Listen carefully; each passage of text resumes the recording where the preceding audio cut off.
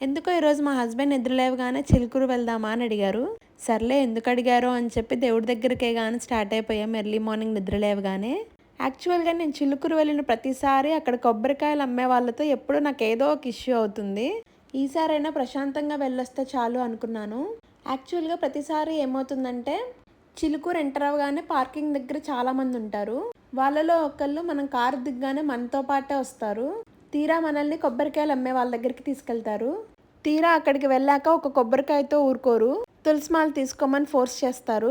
ఆ తులసి మాల కూడా ఒక మూర 2 మూరలు కాదు, మొత్తం 7 మూరలు తీసుకోవాలి, లేకపోతే గుళ్ళోకి రానివ్వరు అని చెప్పి ఏదో ఒక మాయమాటలు చెప్తారు.